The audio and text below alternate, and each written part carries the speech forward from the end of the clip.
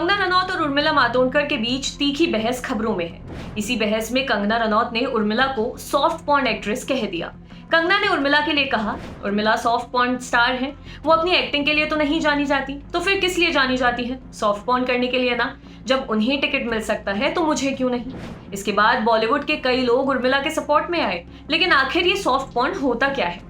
Porn यानी कि adult फिल्में, जिनको बोलचाल की भाषा में अक्सर ब्लू फिल्म भी कहा जाता है। इसमें दो या दो से अधिक लोग एक दूसरे को उत्तेजित करते या शारीरिक संबंध बनाते देखे जा सकते हैं। बाकायदा पूरी इंडस्ट्री है एक जो पॉर्न वीडियोस बनाती है, उसके लिए एक्टर्स हायर भी करती है। पॉर्न की कई कैटेगरीज होती हैं, उन्हीं कैटेगरीज में से एक होती है सॉफ्ट पॉर्न।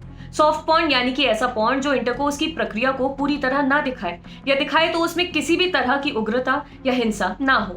कई वीडियोस में पूरी तरह न्यूडिटी भी नहीं होती। उदाहरण के तौर पर कई ऐसी फिल्में या वीडियोस भी काफी चलते हैं जिनमें क्लीवेज शॉट या बैकलेस शॉट्स होते हैं। लोगों के प्राइवेट पार्ट भले ना दिखाए जाए, लेकिन उन्हें एक दूसरे को चूमते हुए, उत्तेजित होते हुए दिखाया जाता है। आमतौर पर ऐसी फिल्में बी ग्रेड या सी ग्रेड कही जाती हैं। मेन स्ट्रीम फिल्मों में अगर ऐसे शॉट्स हों तो उन्हें बेहद ध्यान से सेंसर किया जाता है। दक्षिण में सिल्क स्मिता जैसे कैरेक्टर जब लोकप्रिय हो रहे थे, तब सॉफ्ट पॉर्न का ये ट्रोप काफी लोकप्रिय हुआ था। भले ही फिल्म में नंगता ना हो, घुटनों से ऊपर शरीर के शॉट्स तक ना लिए जाएं, लेकिन अगर कहानी किसी ऐसी औरत की हो जो अपनी इच्छा से सेक्स करना चाहती है या फिर सेक्सुअली आजाद है, तो वो फिल्म खुद ब खुद ऐसे दर्शकों को खींच लेती थी थिएटर्स में, जो स्क्रीन पर सॉफ्ट पॉर्न की उम्मीद लगाए हुए आ जाते थे।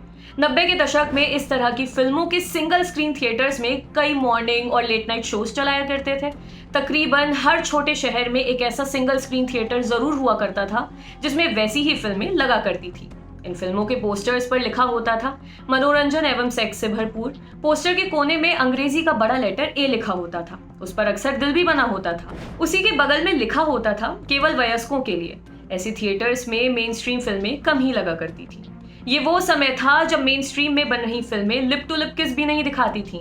सुहागरात के सीन घूंघट उठने तक ही खत्म हो जाते थे। हीरोइन चंचल हुई थी, लेकिन उसकी चंचलता उसकी ढाल चाल, पहनावे और बोली तक ही आ पाई थी, शरीर और सेक्सुअलिटी तक नहीं।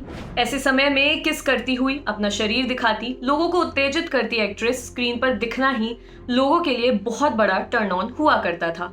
वीडियो के रूप में सॉफ्ट पॉर्न या एरोटिका का होना तब से शुरू हो गया जब से डेटा पैक इंडिया में आए। लगभग 10-12 साल पहले डायल अप कनेक्शन मिलने लगे और इसी वक्त इंडिया में यूट्यूब की एंट्री हुई। साल 2008 में यूट्यूब इंडिया में लॉन्च हुआ। उस वक्त ना वो पायरेसी को लेकर कड़े नियम हुआ करते थे, ना ही कंटेंट को लेकर। नतीजा ये था कि आने वाले 6-7 साल तक धड़ल्ले से सॉफ्ट पॉर्न चल रही थी। कम्युनिटी स्टैंडर्ड कड़े होने के बाद भी यूट्यूब पर सॉफ्ट पॉर्न की खपत बनी रही, क्लीन व्याकरण के चलते। इनमें कभी फुल न्यूडिटी नहीं दिखती, मगर पूरे वीडियो डबल मीनिंग संवाद, ड्रीम सीक्वेंस और चेहरे के सेक्सुअल एक्सप्रेशन से भरे होते हैं। जब से इंटरनेट का प्रचार प्रसार बढ़ा, तब से लोगों का इंटरेस्ट बी ग्रेड और सी ग्रेड की उन फिल्मों से कम हो गया जिनमें अक्सर महिलाओं को काफी कम कपड़ों में दिखाया जाता था। उनके पोस्टर भी इसी तरह के होते थे, जिन पर अक्सर बड़े स्तनों वाली या भरे शरीर वाली महिलाओं की तस्वीर होती थी, और टाइटल भी ऐसे ही होते थे, जैसे कातिल जवानी या फिर कच्ची गली, जिससे पोस्टर देखने वाले को एहसास हो जाए कि फिल्म किस बारे में है। अब इस तरह के सॉफ्ट पॉर्न वाली फिल्में और सीरीज ओटीटी प्लेटफॉर्म तक पहुंच गई हैं। वहां पर लोग धड़ल्ले से इन्हें देख रहे हैं। थिएटर उठकर छोटी सी स्क्रीन में फिट हो गया है, लेकिन सॉफ्ट पॉर्न की भाभियां, सालियां और नटखट सेक्रेटरी वही हैं, वैसे ही कपड़ों में, उन्हीं एक्सप्रेशंस के साथ। आपके लिए खबर लिखी थी हमारी साथी प्रेरणा ने। अगर आप ये वीडियो फेसबुक पर देख रहे हैं तो हमारे पेज को लाइक करें, और यूट्यूब पर देख रहे हैं तो हमारे चैनल को सब्सक्राइब करें। देखते रहिए दी लल्लन टॉक।